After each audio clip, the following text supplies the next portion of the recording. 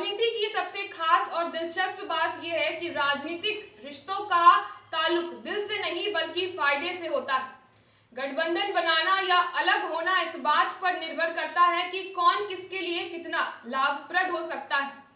सत्ता की लालच में नए रिश्तों का जन्म होता है जो विरोधियों तक भी पहुंचता है, और जब ये रिश्ते टूटते हैं तो उसका असर साफ दिखाई देता है।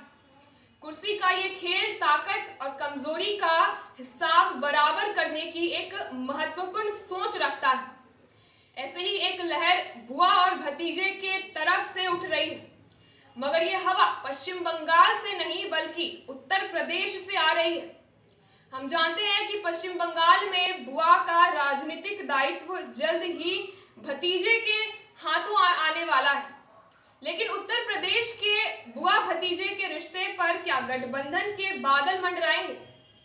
दरअसल पिछले एक दशक में मायावती की राजनीति की धार कुंद होती हुई दिखाई दे रही। दूसरी ओर अखिलेश यादव एक मजबूत विपक्ष के रूप में उभरते नजर आ रहे हैं।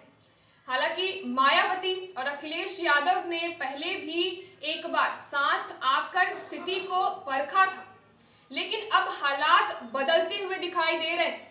ऐसे में यूपी की राजनीतिक फिजा में ये सवाल एक बार फिर तैर रहा है। राजनीतिक कयासबाजियां लगातार जारी है। वहीं बसपा प्रमुख मायावती के हालिया बयानों पर नजर डालें तो उनके सुरों में नरमी साफ तौर पर महसूस की जा सकती है। तो वहीं कुछ समय पहले के समीकरण पर यदि हम ध्यान दें तो अखिलेश यादव भी भाजपा विधायक द्वारा मायावती पर की गई आपत्तिजनक टिप्पणी की कड़ी आलोचना करते हुए दिखाई दे रहे थे, जिसके बाद मायावती ने भी अखिलेश यादव के समर्थन के लिए उनका आभार व्यक्त करते हुए मायावती भी नजर आ रही थी। अटकलें तेज तब होने लगी जब समाजवादी पार्टी के राष्ट्रीय महासचिव राम अचल राजभर ने ये कहकर हलचल मचा दी कि सामाजिक न्याय के मुद्दे पर आगामी विधानसभा चुनाव में अखिलेश यादव और मायावती एक साथ आ सकते हैं। ऐसे में ये सवाल उठता है कि उत्तर प्रदेश की राजनीति में अचानक ये नया समीकरण कैसे उभरने लगा।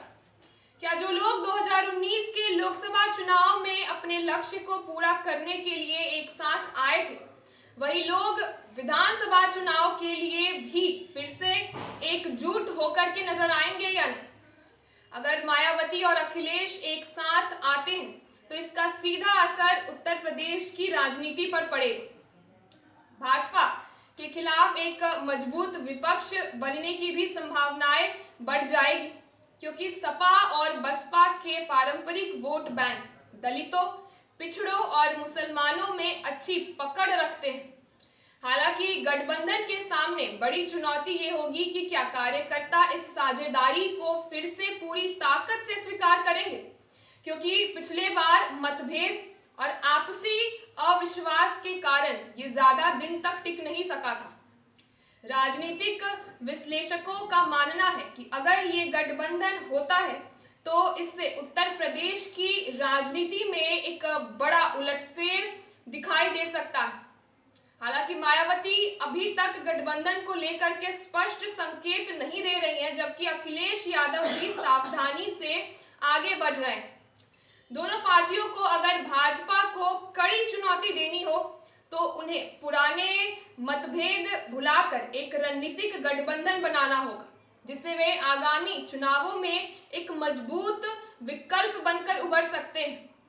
ये सत्ता संघर्ष किसके लिए लाभदायक या नुकसानदायक होगा ये तो वक्त ही बताएगा। ऐसे तमाम खबरों के लिए आप जुड़े रहिए हमारे साथ और देखते रहिए आगाज एक्सप्रेस।